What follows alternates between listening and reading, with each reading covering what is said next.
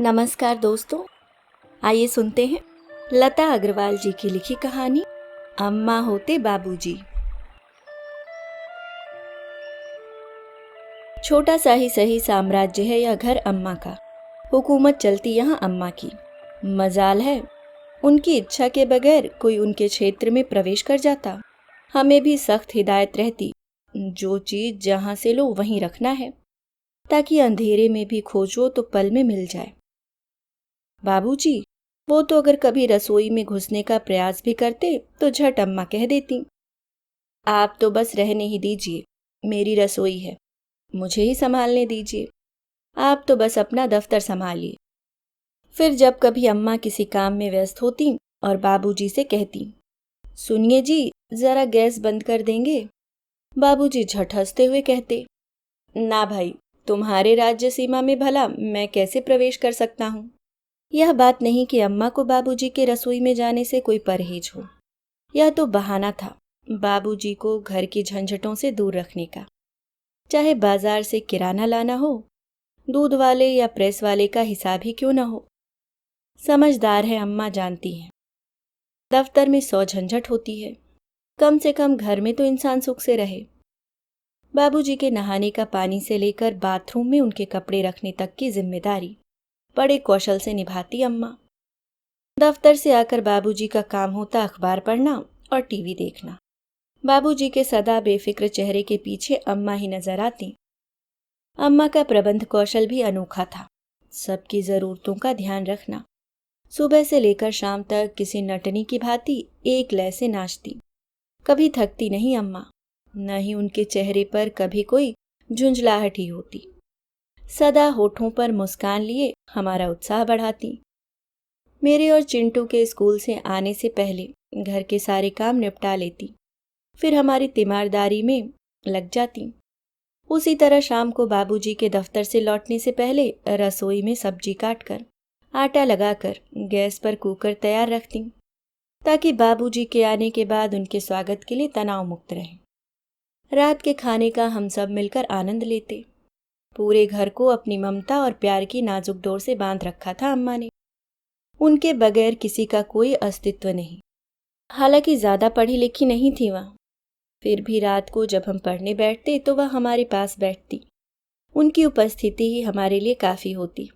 वह पास बैठे बैठे कभी उधड़े कपड़ों की सीवन करती तो कभी स्वेटर बुनती। काम में उनकी लगन देखकर लगता मानो रिश्तों की उघड़न को सी रही हूँ, परिवार की मंगल कामना हेतु ईश्वर से प्रार्थना गुन रही हूँ। उनकी इन्हीं मंगल कामनाओं का प्रभाव था कि मैं और चिंटू सदैव स्कूल में अव्वल रहते।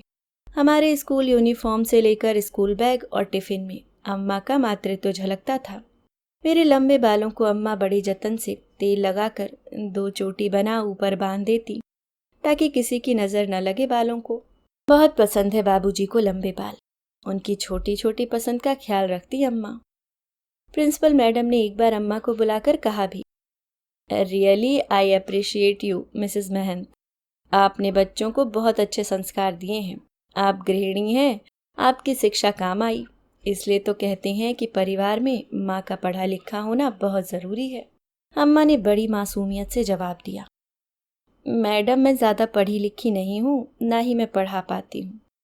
मोनू और चिंटू को बस पढ़ते वक्त मैं हरदम उनके साथ रहती हूँ। सुनकर प्रिंसिपल मैडम और भी प्रभावित हो गई अम्मा की साफ गोई से। हरी धूप पर चलते से गुजर रहे थे दिन। सारे घर में मशीन की तरफ फिरती अम्मा एक दिन अचानक उस मशीन में खराबी आ गई। सारे घर का व्यापार ही थम गया। डॉक्टर ने अम्मा को आराम करने की नसीहत दी। फिर भी अम्मा जितना बन पड़ता उठकर समय समय से कुछ कर लेती, ताकि बाबूजी को और हमें कम परेशानी हो। बाबूजी के लिए तो यह परीक्षा की ही घड़ी थी। उन्हें तो यह भी पता नहीं था कि दाल में कितनी सीटी ली जाती है, आटे में कितना नमक पड़ता है, भिंडी काटने से पहले धोई जाती है या बाद में। न चाहते हुए भी अम्मा का साम्राज्य अस्त व्यस्त होता जा रहा था। कमजोरी दिन पर दिन बढ़ती जा रही थी। अब तो डॉक्टर ने उन्हें बिस्तर से न हटने की सख्त हिदायत दे दी। बाबूजी अम्मा का पूरा ध्यान रखते, मगर बहुत बदल गए थे वे। पहले हमारी छोटी सी गलतियों पर डांटने वाले बाबूजी अब बड़ी गलतियों पर भी चुप रहते।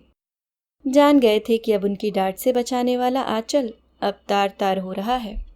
दफ्तर के बाद उनका सारा समय अम्मा की तीमारदारी में बीत जाता।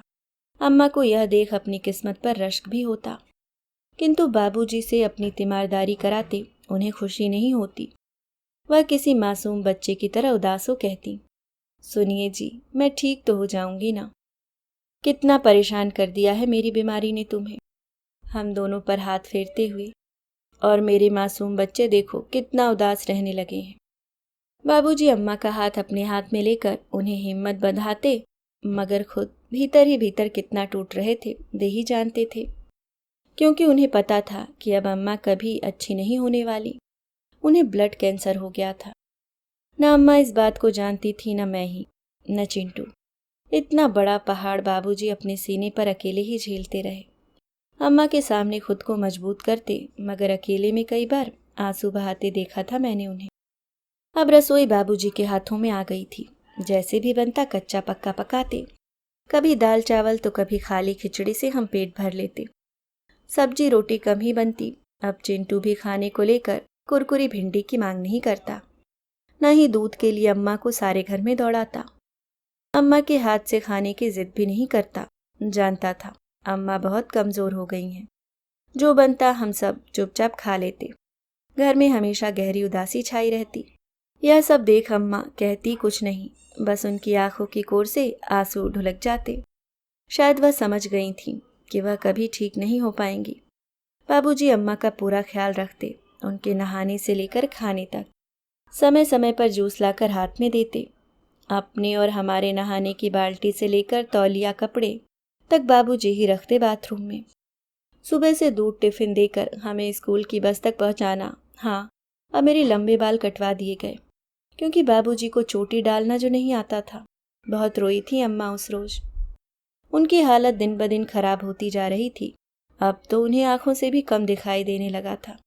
बाबूजी उन्हें खुश रखने की हर संभव कोशिश करते, मगर एक दिन अम्मा हमेशा हमेशा के लिए हम सबसे रूठकर चली गईं।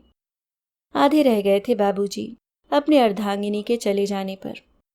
एकांत में बैठ छत निहारते रहते, मानो अम्मा से शिकायत कर रहे हों, मझधार में छोड़कर क्यों चली गई। कितना बदल जाता है वक्त, और अपने साथ बदल देता है इंसान को। जो बाबूजी बेड टी के बगैर बिस्तर से नीचे कदम नहीं रखते थे, अब उठते से ही हमारी देखभाल में व्यस्त हो जाते। हमें स्कूल भेजकर ही उन्हें चाय नसीब होती। वक्त अपने तरीके से कट रहा था। इस महीने हमारे स्कूल टेस्ट का रिजल्ट आ गया। कल पेरेंट्स मीटिंग थी। बाबूजी नहीं जानते क्या होता है पेरेंट्स मीटिंग में। कई बार अम्मा ने कहा संग चलने को, मगर बाबूजी ने यह कहकर टाल दिया, बच्चों की ट्यूटर तुम हो, जवाब तो तुम्हें ही देना है। फिर शरारत करते हुए कहते, भाई मैंने तो अपने हिस्से का स्कूल कर लिया, तुम रह गई सो तुम ही जाओ, मुझे बख्शो। वही हुआ जिसकी संभावना थी। हमेशा अव्वल आने वाले हम, इस बार मैं 2 विषय में और चिंटू 4 विषय में फेल हो गया। यह बात नहीं कि हमने पढ़ने की कोशिश नहीं की। पुस्तकें खोलकर बैठते, पास में गुमसुम से बाबूजी भी होते, मगर पास अम्मा जो नहीं होती। जैसे ही बाबूजी हमें लेकर क्लास में दाखिल हुए, दूसरे पेरेंट्स की कानाफूसी न चाहते हुए भी कानों में पड़ गई। अब तक माँ थी, अब माँ नहीं है ना। कितना फर्क पड़ता है माँ से। ये शब्द किसी तेजाब से बाबूजी के भीतर उतरते चले गए। अम्मा की कमी का एहसास उनसे ज़्यादा और किसे होगा, मगर लोगों के शब्द मानो उन्हें मुंह चिघला रहे हों कि वे अम्मा की जगह नहीं ले सकते, या फिर वे हमारी परवरिश में सफल नहीं हो पाए। आज उन्हीं प्रिंसिपल ने बाबूजी को बुलाकर कहा, मिस्टर महंत, मैं आपकी स्थिति समझ सकती हूँ। मैं यह भी जानती हूँ कि आपको इस परिस्थिति से उभरने में अभी वक्त लगेगा, किंतु बच्चों की भलाई के लिए यह कहने को विवश हूँ कि अब आपको उनकी ओर ज़्यादा गंभीरता से ध्यान देना होगा। इस बार का रिजल्ट तो हम समझ सकते हैं, लेकिन मैं समझती हूँ आप भी नहीं चाहेंगे कि मिसेस महंत ने जिस मेहनत से बच्चों की रेपो बनाई है वह जाया ना हो। इसमें कोई शक नहीं, मोनू और चिंटू बहुत इंटेलिजेंट हैं, किंतु पिछले दिनों दोनों के सल भरे यूनिफॉर्म और बिखरे बालों को लेकर बच्चे क्लास में उनका मजाक बना रहे थे। कल तो चिंटू की पैंट भी नीचे से फटी हुई थी। मिस्टर महंत, आप समझ रहे हैं ना, इससे बच्चे डिमोरलाइज हो जाएंगे। एक बार उनका आत्मविश्वास कमज़ोर हो गया तो बड़ी मुश्किल होगी उन्हें संभालने में। सो प्लीज़ आप उनका ख्याल रखें। बाबूजी चुपचाप सुनते रहे, कुछ नहीं बोले। वैसे भी आजकल वह बोलते कम ही हैं। छोटी छोटी बातों में शरारत कर अम्मा के मजे लेने की आदत तो उनकी अम्मा के साथ ही चली गई। उन्हें रेशा रेशा टूटते, खुद को बदलते मैंने देखा है, मानो उन्होंने अम्मा बनने की मुहिम चला रखी हो। भीतर ही भीतर ठान लिया हो कि वो अम्मा की मेहनत को जाया नहीं होने देंगे। उस दिन रविवार था। उन्होंने शाम को मुझे और चिंटू को तैयार किया। दूध और ब्रेड हाथ में थमाते हुए बोले, मोनू बेटा, चिंटू को सामने पार्क में घुमा ला, तब तक मैं रसोई का काम निपटा लूं, फिर हम पढ़ाई करेंगे। मैं कुछ ही देर में पार्क से लौट आई। मन नहीं लग रहा था। लौटी तो देखा रसोई में गैस पर रखे कुकर में सीटी आ रही थी। पास ही भिंडी तलकर रखी हुई थी। थाली में आटा लगा हुआ था, ठीक जैसे अम्मा रखती थी। मगर बाबूजी तो रसोई में नहीं है। कमरे में जाकर देखा तो सुई धागा लिए बाबूजी चिंटू की उधड़ी पैंट सिलने की कोशिश कर रहे थे। पैंट नहीं, उधड़े रिश्ते सी रहे थे, जैसे अम्मा सिया करती थी। आज ऐसा लग रहा था अम्मा पूरी की पूरी बाबूजी में उतर आई हों। अभी आप सुन रहे थे लता अग्रवाल जी की लिखी कहानी अम्मा होते बाबूजी। उम्मीद करती हूँ दोस्तों कहानी पसंद आई होगी। अगर आप चैनल पे नए हैं तो सब्सक्राइब करना ना भूलें। धन्यवाद।